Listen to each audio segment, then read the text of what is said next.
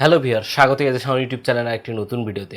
আর আজকের ভিডিওতেও DSLR camera সম্পর্কে একটা গোপন তথ্য নিয়ে আপনাদের সামনে হাজির হয়েছি। আমরা যারা নতুন ক্যামেরা কিনি ডিএসএলআর ক্যামেরা, সাধারণত ডিএসএলআর ক্যামেরা কেনার পর কোন বাটনের কী কাজ সম্পূর্ণ জানি না। কিন্তু সম্পূর্ণ না জানলে হয়তো বা সব বাটন আমরা ভিডিও দেখেও শিখতে পারি, কিন্তু একটা বাটন সম্পর্কে আমি গোপন যে বাটনটা 99% যারা ডিএসএলআর ক্যামেরা কেনেন তারা বেশিরভাগই জানেন যে এই বাটনের কাজ কী বা এই স্ক্রল হুইলের কাজ কী। এই হুইলটা হচ্ছে কি, আপনার যেটা দিয়ে ছবি উঠান, মূলত যেখানে চোখটা লাগান এটাকে ভিউ ফাইন্ডার বলে। এই ভিউ ফাইন্ডারের ডান পাশে দেখতে পাবেন উপরের দিকে কর্নারে একটা স্ক্রল বাটন আছে যেটা ঘোরানো যায়, আর এখানে প্লাস মাইনাস চিহ্ন দেওয়া আছে, আপনারা দেখতেই পাচ্ছেন। এই প্লাস আসলে এই বাটনটার কাজ কী বা এই স্ক্রল হুইলের কাজ কী, আমি এটা সম্পর্কে আজকে তথ্য দিব। আমরা যখন ডিএসএলআর ক্যামেরা চোখে ধরে ছবি তুলি, তখন চোখে ধরে ছবি তোলার সময় বিশেষ করে যারা প্রফেশনাল ছবি তুলি বা আউটডোর ফটোগ্রাফি করি বা ফটোগ্রাফি করি, সব ক্যামেরায় যে ডিসপ্লেতে আমরা সেটিংগুলো দেখি, এই ডিসপ্লেটের সেটিংগুলো কিন্তু আমরা ভিউ ফাইন্ডারের নিচেও দেখতে পারি ক্যামেরা অন করলে। কিন্তু নিচের অনেক সময় এই ভিউ ফাইন্ডার দেখতে যে নিচের যে সেটিংগুলো আছে এই সেটিংগুলো দেখার সময় দেখে ঘোলাটে মনে হয়, বা আমরা ছবি তুলছি, ছবি ক্লিয়ার আসছে কিন্তু ভিউ ফাইন্ডার অনেক সময় ঘোলাটে দেখা যায়। এই ঘোলাটের কারণ কি? আসলে এই ঘোলাটের কারণ হচ্ছে এই স্ক্রল হুইল।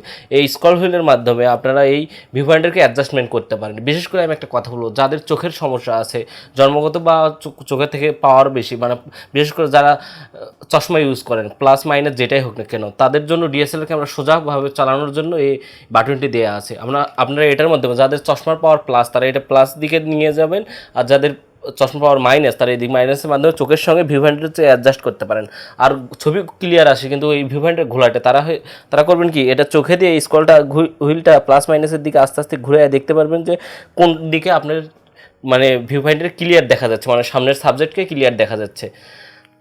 তো এইভাবে আপনারা এই স্ক্রল হুইলের মাধ্যমে ভিউ ফাইন্ডারকে অ্যাডজাস্টমেন্ট করতে পারেন। এটাই হচ্ছে ভিউ ফাইন্ডার অ্যাডজাস্টমেন্টের স্ক্রলও বলা হয়।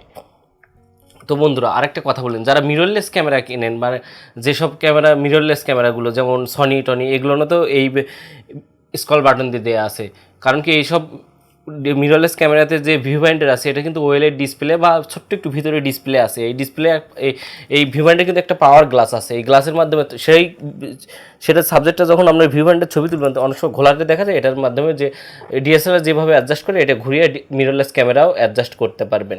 আর যাদের বিশেষ করে চোখের সমস্যা তারা 100% চশমা খুলেও, আপনার চশমা ছাড়া যদি আপনি এটাতে দেখেন ঘোলাটাতে, এটার প্লাস মাইনাস করে আপনার চোখের অনুযায়ী যে পাওয়ার এটা অ্যাডজাস্টমেন্ট করে আপনার ছবি তুলে সুবিধাও করতে। বিশেষ করে যে ফটোগ্রাফার আপনারা ক্যামেরা কিনেছেন চশমার পাওয়ার মাইনাস প্লাস আছে তারা এটাতে অ্যাডজাস্টমেন্ট করতে পারেন।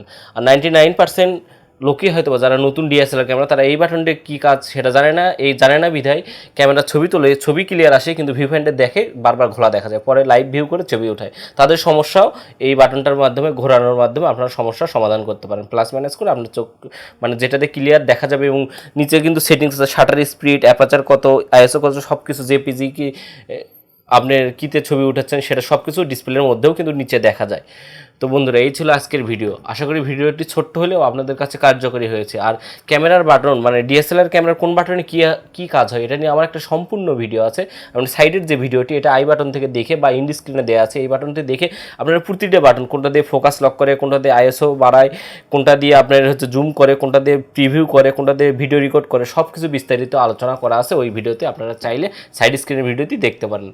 তো ভিডিওটি ভালো লাগলে অবশ্যই লাইক করে জানাবেন। আর ডিএসএলআর ক্যামেরা সম্পর্কে কোনো কিছু যদি জানার থাকে অবশ্যই কমেন্ট করে জানাবেন। আর আমার চ্যানেলে নতুন হলে অবশ্যই সাবস্ক্রাইব করবেন এবং পাশে থাকা বেল আইকনটি নোটিফিকেশন বেলটি ক্লিক করে অল নোটিফিকেশন অন করে রাখবেন। নতুন ভিডিও যেসব ক্যামেরা সম্পর্কে যে ভিডিওগুলো নিয়ে আসবে সেটার নোটিফিকেশন সবার আগে পাওয়ার জন্য।